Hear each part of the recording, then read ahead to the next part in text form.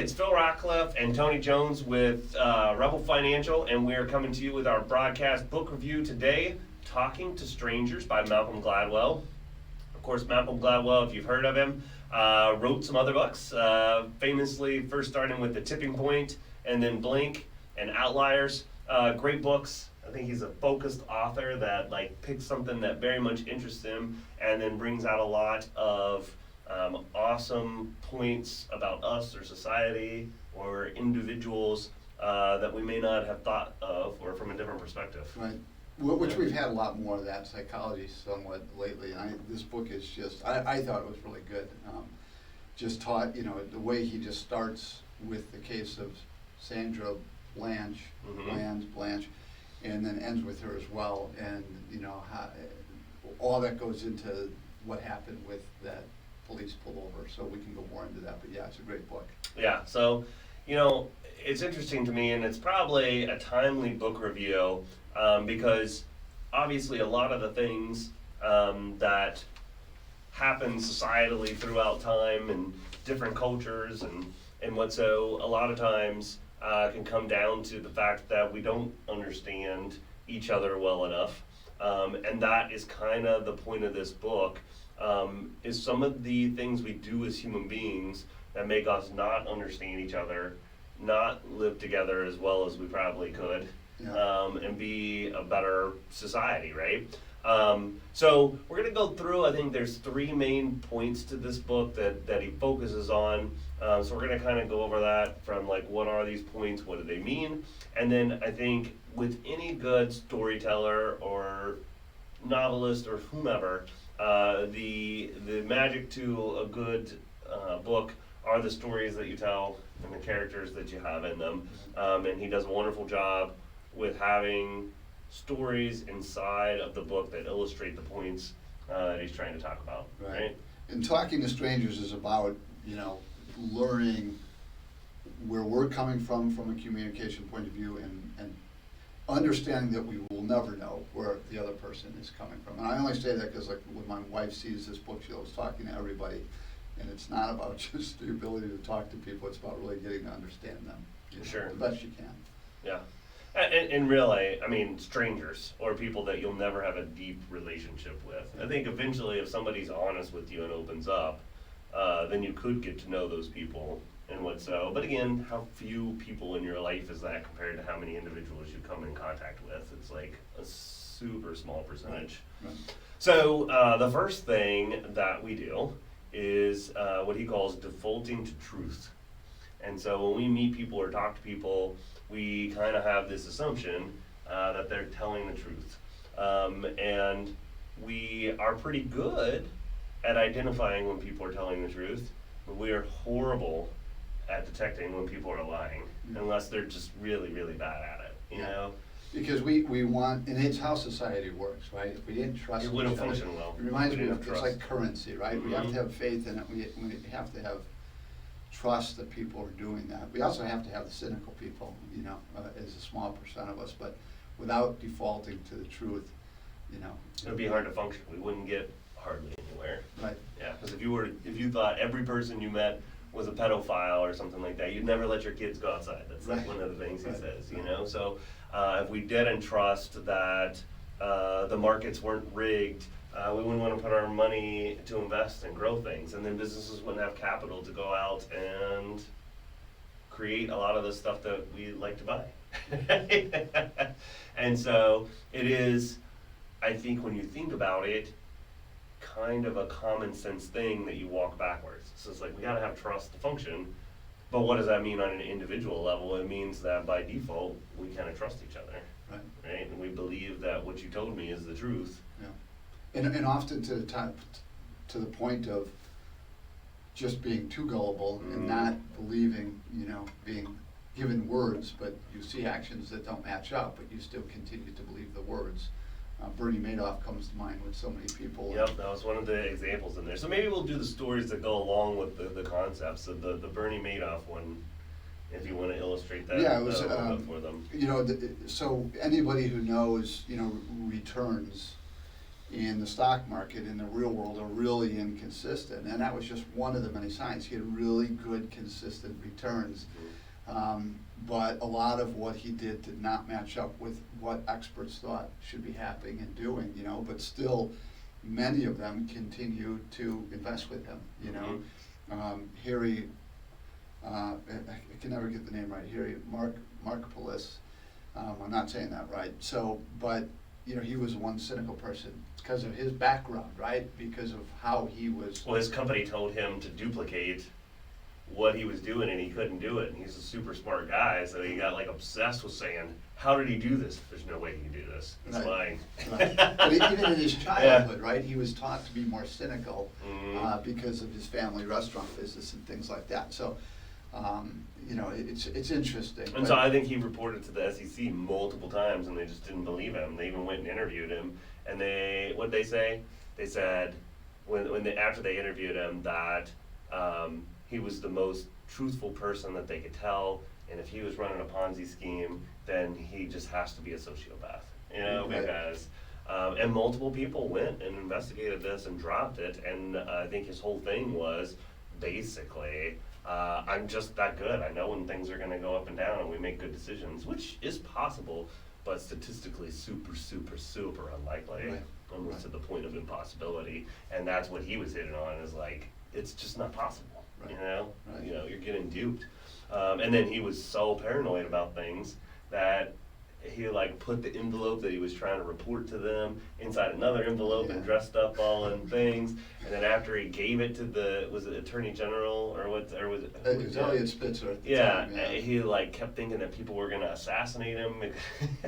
And like, I don't even know that they hardly knew who he was hardly, you Or know, if they so. had read it, you Yeah, know, so. and so, but again, you know, that's the type of person that we all wanna be like that, to be so skeptical, and will we ever get anything done? Right, You know? right. And so no, you know, so, again, comes from that default to truth. My favorite story of it was, how Neville Chamberlain went, to like get to know Hitler to see, you know, if a lot of the stuff he was talking about was rhetoric, or if he really was a reasonable person that, you know, could be dealt with. In his opinion, like many others, Hitler is a man of his word, and you know, this won't happen, or he'll honor this treaty. And it was a total lie, but he could not decipher that. Again, we're horrible at knowing when people are lying to us. A funny comment in there is, you know, he would have been better off never knowing or even trying to get to know Hitler and just reading Mein Kampf and making decisions based on that, and he would have made a lot better decisions. So interesting, right? Yeah, yeah.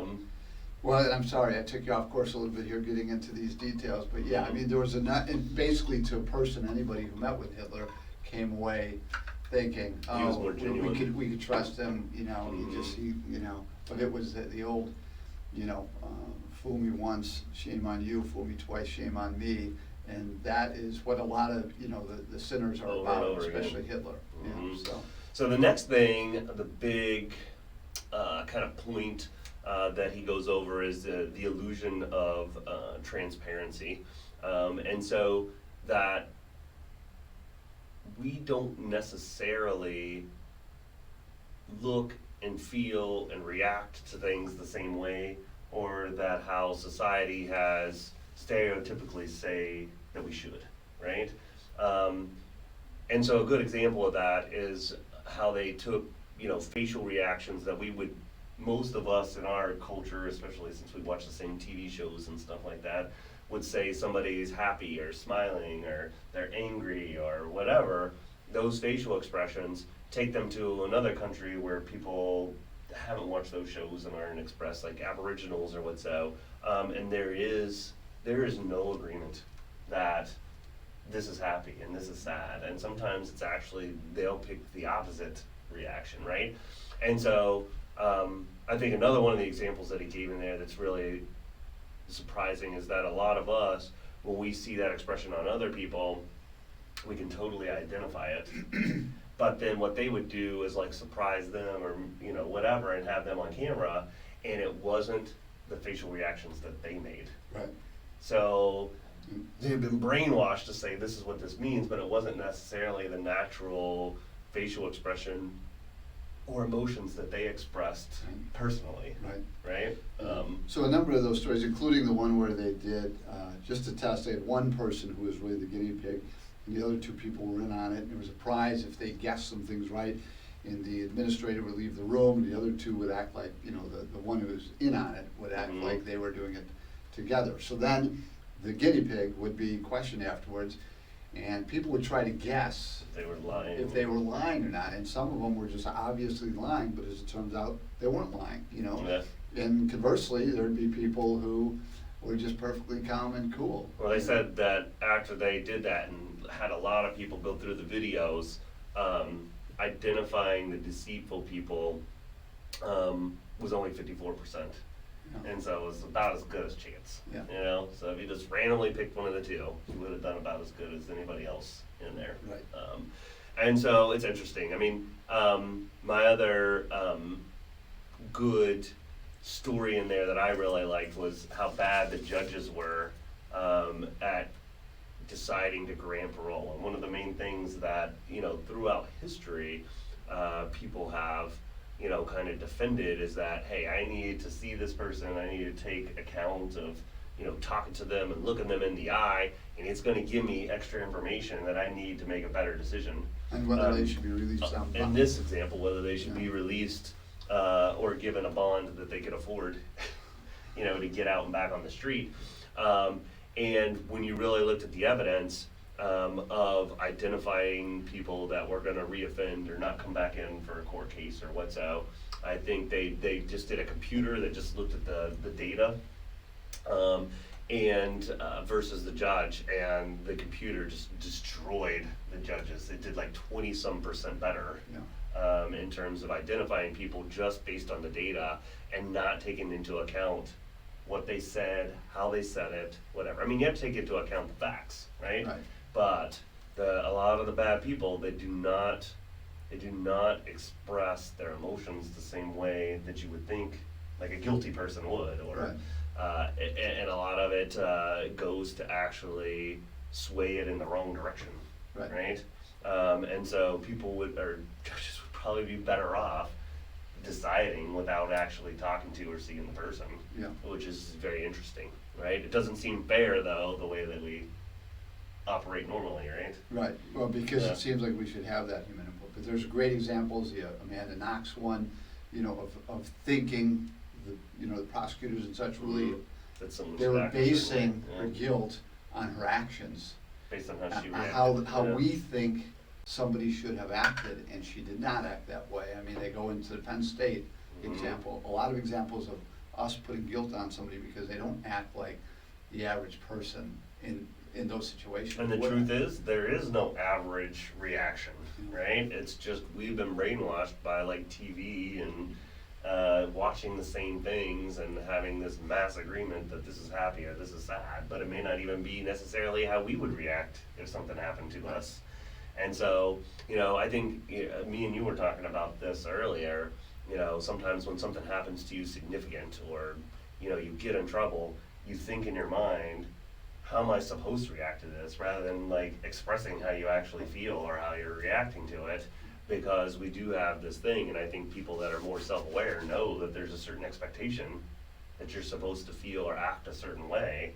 Right.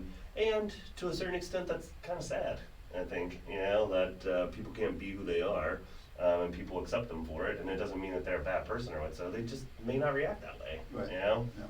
So The last one is called coupling, and really interesting concept that you link behavior to certain situations, factors or locations, and so I think the main one that he really talks about is like suicide and certain things or locations. Like you could say, suicide to the Golden Gate Bridge, jumping off of it, right? Or you could say his biggest one was the what was it called? House gas or something? house gas in House England, gas that's in how England. they used to heat the Yeah. ovens and such. Yeah, it had a huge carbon monoxide content, so it was a very easy way to kill yourself with like no painless, Yeah. it was fast, it didn't disfigure you, and it was just easy, everybody had it. Right, You know? until one day, unfortunately, you know, for those that want an easy way to commit suicide, they changed the gas that was Mhm. coming in the house, and it wasn't as effective. And lo and behold, people didn't go look for a second way Exactly. to commit Yeah, suicide. the suicide rate went down like in half. Because it was Yeah. coupled with That gas. that gas. And so, and you talk about the San Francisco bridge, the Golden Gate Bridge, people mentally, like, think of, often, you know, a dramatic way to commit suicide is to jump off that bridge. And if you don't jump out, you know, if they don't find a way that's as dramatic or what have you, that they're just not gonna kill themselves often. Or they were just there, and that was a convenient, dramatic thing that appealed to them, and they wouldn't have done it in a different way. Right. And so if we could have saved them, they probably would not. And like, the interesting thing is, he read all these letters and stuff that doesn't, and I think it's an opinion probably widely held by people, unless you read something like this or learned something like this, that we just think, if we stop somebody from committing suicide this one way, they're just gonna go do it another way. And we're just wasting money and time and effort for people that are just a lost cause. And the data shows that over half the people are not that way. It's like this one thing. Right. If you stop that one thing, they're not gonna do another thing. And so to like just totally write them off and not do anything about it Right. is just crazy callous. Well, who doesn't Yeah. think that way? I mean, my Yeah. thought would be, if they're gonna commit suicide, they're going to commit suicide, but it turns out that's not the That's not case true. in many cases, Yeah. you know? Absolutely. Another coupling one that I thought was interesting was, so the police learned that, you know, they had been, you'd have these pockets of criminal activity, Yep. but they were policing the whole area, so they started focusing on some areas. And the prostitutes, some of the examples were interesting because they kind of just quit, because they didn't want to move one block over. It's because that was their job, and they didn't want to move away They wanna from do something new. family, Yeah. and they didn't want to do something new. They weren't comfortable. And then the police would say, or, you know, the example would be like, why don't you just go over to that other pocket of crime? It's like, well, those aren't my people. I don't know those prostitutes, you know? Yeah. And they would walk away from prostitution. I mean, it was really interesting. Again, there was a link with location to where they were doing it. If it wasn't gonna be there, it wasn't going to happen, you know? And we obviously know that's not the case, but it is a very important thing into people's mindset and to know. And it comes that. full circle. We're gonna kind of wrap this up, but I mean, it comes full circle to say that, you know, a lot of the policing activities that they do, in terms of pulling people over for kind of trivial things, which kind of, you know, rolls right back around to the Sandra thing of like coupling with high crime areas, pulling a lot of people over, and then just looking for something wrong, like, is actually very effective if you do it in an area that's high crime. Mhm. The side effect is that you really kind of tick off all the regular law-abiding people Yeah, that you're inconveniencing to do this, Yeah. and eventually enough is enough. But if it's in an area to where what you're doing is catching enough of the people to make things safer, and a lot of the people in that area are like, man, I didn't feel safe before, this makes me feel safer, that trade-off's good. But when police tried to apply it to everywhere, like in the Sandra case where they pulled her over in a low crime area, it just was not, that formula didn't work anymore. It wasn't worth it to be pulling everybody over and taking them off. And then it came to a situation to where they miscommunicated with each other, misidentified their signals, and it escalated somewhere it should have never been. So that's why I said it's kind of timely. It's a great book to read. It's not that long. I think we'd all be better people, you know, to kind of understand some of the things that we do personally, help us to understand that people are way more complex and nuanced than what we give credit for. Yeah. One more point too, Yeah. because you just remind me, we could do this all day, I know, but we really don't think that people know us, but we really think we know people. Yeah. That was one of the points that came across. In the beginning, that study. That we think we got a clear understanding of everybody else, but nobody understands us, you Yeah, know, so. and that's actually a hilarious thing at the beginning where they have this, they give you like, what was it, the first 2 letters, and then you gotta fill in the rest, and then it's like 3 to 5 words, and then basically the words that you filled in, whatever you said, whatever came to your mind, that says something about who you are. And so when these people that it happened to them, they're like, oh, this is a stupid test, there's no way that this could tell anything about me based on that little bit of information.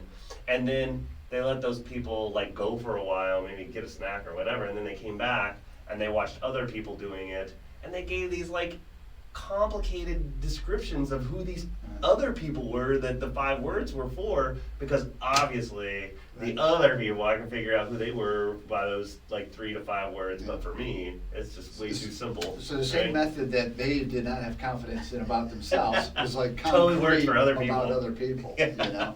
So, Yeah. a lot of interesting points. I just think the way, you know, pay attention to the Brian Encina, I think that's the state trooper's name, and then also Sandra Blanche.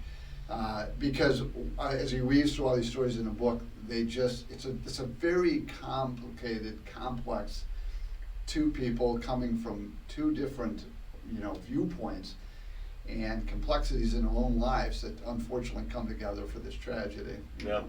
And so, you know, kind of what we said, you know, people are more complex and nuanced than we think, and we shouldn't just make those assumptions. You know, a lot of times our emotion and expressions are not universal, and so we should take that into account and not just think that, you know, what somebody does absolutely means this or that. And then, you know, if we all did a better job of trying to understand ourselves and we'd be better people, we'd make better decisions, we'd have a better society. So it's a good short read, encourage you to read it. All these kind of things that, you know, eye-open us to kind of self-help. We would have a better, more enlightened society in which we're happier in, and didn't have to be as divisive and fight against each other like now. And you know what?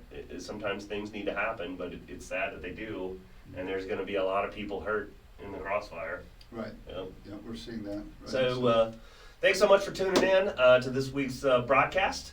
Next week, we're going to do our financial planning subject on financially savvy kids. And then we're going to have the week after that off, so we're going to have a blank. And then on July 3rd, we're actually going to do another financial planning subject, which is going to be on estate planning and a new tool we're rolling out for our clients called EverPlans. So kind of going beyond that to organize it, to, you know, get everything very organized in a legacy type way. It's going to be a fascinating subject.